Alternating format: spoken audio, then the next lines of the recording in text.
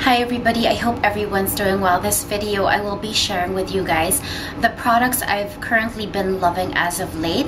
This is from skincare to makeup and fragrance. So if you guys are interested, do stick around.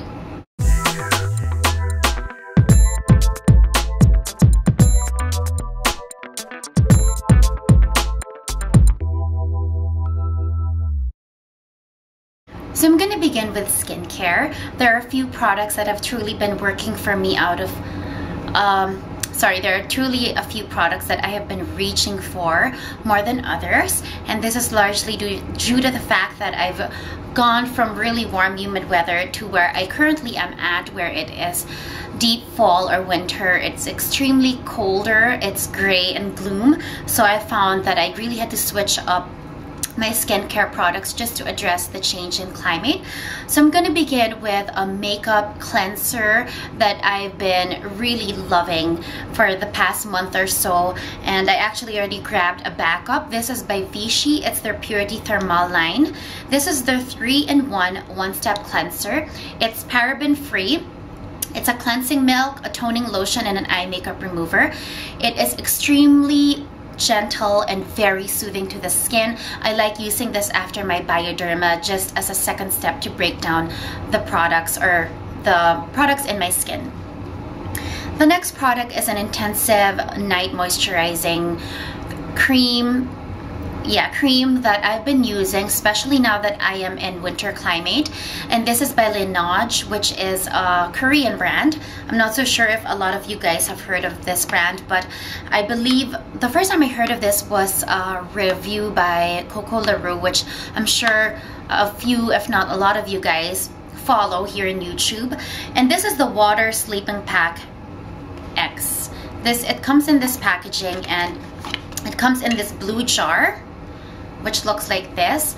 This says it's an intensive hydration, vitality, and brightening effect during sleeping. It's alcohol free, and this is how it looks. It smells amazing. It's not really a thick cream. It's more like a water-based almost. It's like a mousse gel-like effect. It comes with which I love, it comes with its own Laneige scooper, and you just put a dime size, and it really feels like when I apply it, my skin is literally drinking in the hydration or the water that this product offers. And this Laneige as a brand is part of the Amore Pacific Corporation. So if you guys have heard of Amore Pacific, which is a premium skincare brand as well. So I think they're an affiliate or a sister company, but I've thoroughly been enjoying this, and I really have seen a tremendous improvement in the tone and the texture of my skin, and even dry patches. I haven't really had any in the past month or so that I've been using this product. Now for another makeup remover product, this is Makeup Forever's Sensi Eyes. It's a waterproof sensitive eye cleanser. This is how it looks. It's a travel size. The bigger size looks almost exactly the same. It's like a blue colored product. Extremely amazing for removing makeup, heavier makeup, or waterproof products, or things that are just much more difficult to remove than regular eye products. This is amazing, very gentle as well, but just seals the deal in terms of getting the job completely done. So that with my Bioderma and the Vichy just really guarantees complete removal of products in my eyes. Now for a lip balm that I've been thoroughly enjoying, and I think I recently did a haul that featured this. This is the Nuxe Lip Moisturizing Stick with Honey and Sunflower. This is an amazing moisturizer / primer base for the lip, and I've just been reaching for this tremendously. It really doesn't feather or cause my lips to chap, which is amazing, because some lip balms or moisturizers, I find that by the time I'm done doing my entire face, I would have to reapply because I feel as my lip is already chapping or feathering. But this is tremendously hydrating without any film or without leaving any patches or chaps on your skin. Two concealers I've been loving as of late, and the first one is actually something I've known I've known about for quite a while, but really have just purchased quite recently. I think just a little over a week, but I've been using it so much I've really not grabbed for anything else that I have currently with me. This is the Lise Wattier color corrector wheel, and this is how it looks. I'm sure you guys have seen this from other makeup artists, and it has typical shades that you would find other concealing or correcting wheels have. It has a lilac, a beige, an ivory, a dark beige, and a green for different purposes. What I grab for the most is this ivory beige, which is amazing for correcting my under eye. It's even much better than the Bobbi Brown corrector that I have, or my Erase Paste by Benefit in medium number 2. I'm not so sure if it's the tone, but the consistency of all colors are absolutely amazing. No creasing, full coverage, not heavy. I've also been reaching quite a bit for the green just to tone down any redness that I have on my skin, but definitely I have to say that this is indeed holy grail and something really worth having as a staple in your kit. And then this, for the past month, has been, well, it is holy grail for me, but it's been amazing for brightening my under eye. It's the one I reach for the most. It's the Lancome Long Lasting Softening Concealer with SPF 12. I have mine in Beige Amber 03, and for reference, in MAC, I'm an NC 30. The consistency is not too thick, not too sheer, but I find that the coverage and the consistency is the most perfect and ideal in terms of brightening my under eye, especially after I finish or complete my eye makeup. It just does wonders in brightening this area and lifting my entire face with that small step. Now for foundations, I've really been sticking to staples while I was back home in Manila, but recently I've been using and rotating 3. 2 of them are fairly new, but definitely holy grail. I've done a full review on one, but I will still have to do my full review on the other, which I think should be coming very soon. The first one is Makeup Forever HD. I've been using this quite a bit again, and I am in shade 140. I find that I think because now that I'm in colder and more dim climate and environment, I do look fairer than my usual tone when I was in humid weather. So the 140 was too white for me, or I think was too light for me when I was in Manila, but now in Canada, this is just the perfect shade for my skin tone. Also, Makeup Forever HD Primer.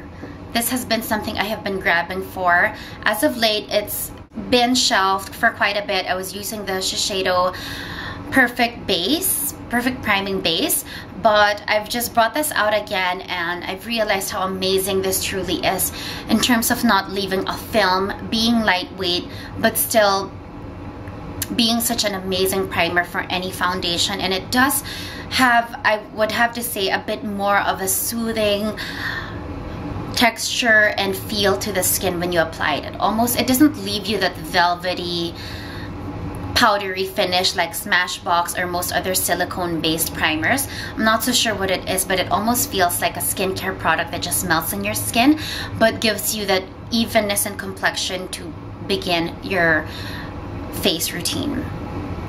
Now the two other foundations I've been enjoying as of late but are fairly new is the Burberry Velvet Foundation, and this is the Lancome Teint Idole 24 Hour. I've done the review on this. This one will be having its own full review as well. I know there's been quite a lot out there, and the reason why I've really learned about this product is that I've seen numerous rave reviews on this, so I thought, well, it is deserving of its own review still, and you know, just a different perspective, especially coming from a different skin type, I believe, and coming from weather that is warmer to cooler.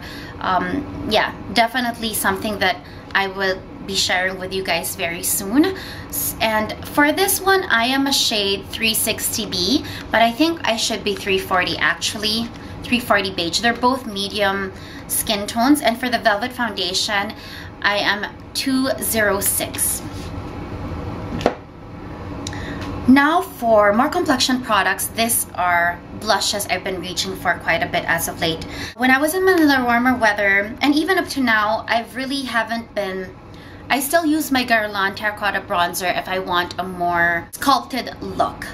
But I've been truly loving NARS Luster, which looks like this. It's actually a blush product, but it is like a beige, ambery color.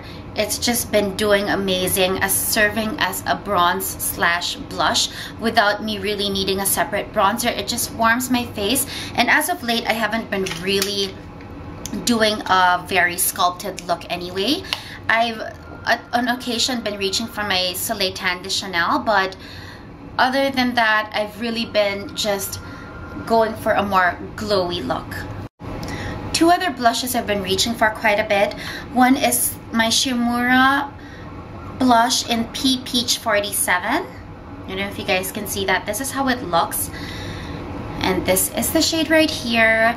I've really been grabbing, while I was in Manila, I've really been grabbing more of the peach tone blushes. This one and my Chanel Juice Contrast in Espigel, which is this one right here. This is Holy Grail. This is my Holy Grail peach blush. But the Shimura is an amazing one as well. Shimura actually is very similar to the NARS Luster in terms of giving me just that glow without needing a bronzer. But it has, well, this is more of a peach. This is still more of a bronzy beige tone, but this one just works just as well for me in terms of warming up my complexion without really needing a sculpt bronze look. So these are the two side by side. And for the peach blushes, I've really been loving this too while I was in warmer weather. Now that I am in cooler weather, this is something that I just discovered as of late, but I've been using almost on a daily basis, so I could not pass this up and sharing this with you guys in my review. The color caught my attention while I was in Sephora. This is one of the Sephora blushes. This is a new formulation they have. It's called the, I think, the Mineralize Micro Smooth Baked Blush Duo, and mine is in Guava Glow, which is their bestseller. This is how it looks. It's a bright pink. One is lighter, one seems like a more medium bright, almost hot pink. But on the cheeks, which is mostly what I have on right now, it's absolutely beautiful, and it really has that glow finish to your skin, especially when you apply it or blend it in the high parts of your cheekbones. It has a certain sheen to it that almost acts like a highlight. And now that I'm talking about this, I can't pass up sharing with you guys another Sephora favorite. I've been using this two together every day since I purchased this. Now this is amazing brush for me. This is the Sephora Pro Fan number 65 brush, and this is how it looks.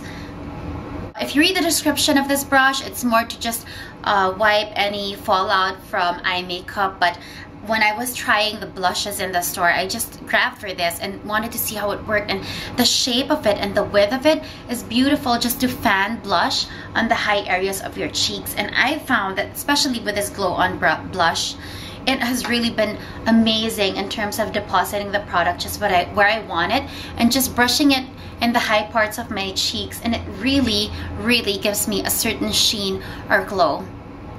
As well as if I use it, because it's a bit dense, if I use it this way, it's amazing for contour as well. So definitely an amazing find and something I will have in my kit for quite a while.